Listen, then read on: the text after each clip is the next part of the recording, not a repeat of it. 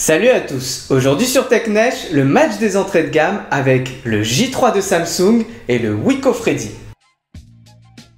La semaine dernière, vous avez vu le test du Wiko Freddy qui venait tout juste de sortir et le J3 étant sorti depuis un moment maintenant, je voulais savoir ce que valait ce J3 face à ce Wiko Freddy. Lequel des deux sortira vainqueur de ce match? On regarde ça tout de suite sur TechNesh.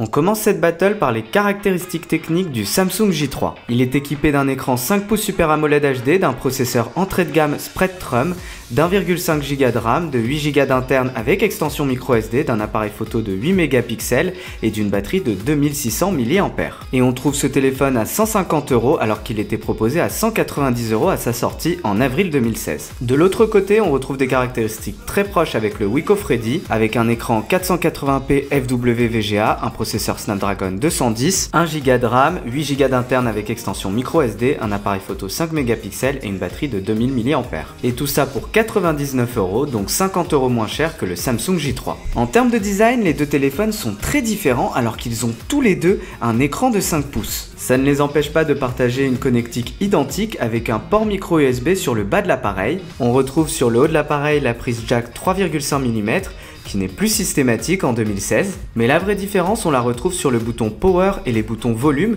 qui sont sur deux tranches différentes dans le cas du Samsung alors qu'ils se trouvent sur la même tranche pour le Wiko Freddy. Sur les deux smartphones on retrouve une batterie amovible et surtout la possibilité d'étendre la mémoire avec un port micro SD. Dans le cas du Samsung par contre on est limité à une SIM et une micro SD, alors que sur le Wiko on a la possibilité de mettre deux cartes SIM et une carte micro SD, ce qui est vraiment bien, surtout pour ce prix. Par contre, carton rouge pour le Freddy qui est équipé d'une batterie de 2000 mAh alors que le J3 est équipé d'une batterie de 2600 mAh. Niveau interface et performance, ces deux téléphones sont assez différents, même s'ils se rejoignent sur un point, ils ont des performances d'entrée de gamme. D'un côté, on a le J3 qui est équipé d'Android 5.1 et de la surcouche TouchWiz de Samsung. Étant donné les performances du J3, Samsung a énormément allégé sa surcouche et ça se voit, le téléphone tourne pas trop mal malgré ses performances. De l'autre côté, Wiko a équipé son Freddy d'Android 6.0, ce qui est très bien, et surtout avec une surcouche assez légère. Malheureusement, niveau performance, le Wiko Freddy est en dessous du Samsung J3. Quand on lance une première fois l'application, on voit que le Wiko Freddy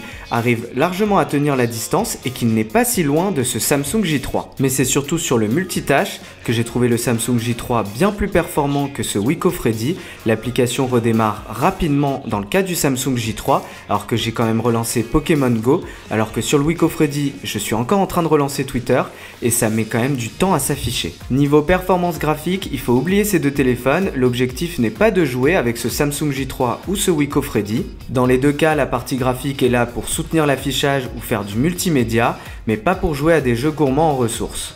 Dernier point, et là c'est plutôt à l'avantage du Wiko Freddy qui est équipé d'un capteur de luminosité et qui permet donc d'avoir une gestion de la luminosité automatique. Samsung de son côté a préféré faire des économies et franchement quand on voit qu'il coûtait quand même 190 € à la sortie, on se dit que c'est un petit peu radin de la part de Samsung. Pour ceux qui aiment les chiffres, j'ai fait un bench sur Antutu et on voit que sur la partie CPU et User Experience, le Samsung J3 est bien au-dessus de ce Wiko Freddy. Sur la partie graphique, j'ai refait le test avec 3D Mark et on obtient 4300 pour le Wiko et 4000 pour le Samsung. Dans les deux cas, on a des piètres performances. Mais ce qui différencie radicalement le Wiko Freddy du Samsung J3, c'est l'écran et le design.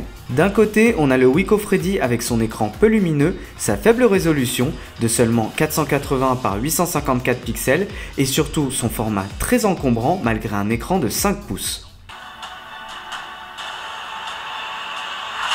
De l'autre côté, on a le Samsung J3 avec son format bien plus compact et surtout un écran bien plus beau, bien plus coloré, bien plus contrasté et avec une résolution supérieure puisqu'elle est de 1280 par 720 pixels.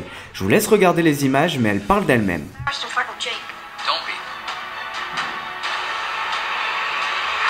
Sur l'autonomie et vu ce que j'ai dit tout à l'heure sur les batteries, pas de surprise, le Samsung J3 tient mieux la charge que le Wiko Freddy.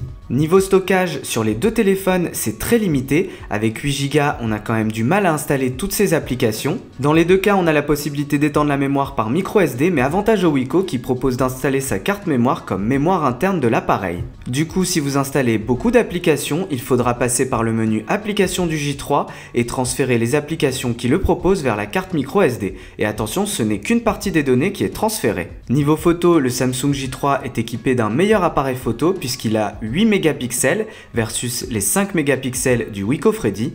Du coup, les photos du Wiko Freddy seront moins détaillées, mais à la limite, vous me direz c'est pas très grave parce que l'écran a une résolution moins bonne que celle du Samsung J3. Par contre, comme je l'ai dit pendant mon test, il a tendance à pas faire forcément le focus quand vous prenez la photo, ce qui fait que vous sortez une photo floue. Et puis surtout, en plein soleil, la lisibilité de l'écran est quand même pas très bonne, donc vous aurez du mal à prendre vos photos et surtout l'écran reflète énormément tout ce qui se trouve derrière vous. Du coup, ma préférence va clairement au J3 malgré ses 50 € de plus que le Wiko Freddy, grâce à son écran, ses performances, son autonomie et à son design bien plus réussi et à son format surtout plus compact que le Wiko Freddy. Le Samsung J3 remporte haut la main ce duel malgré le fait que son prix soit 50 € plus élevé que le Wiko Freddy.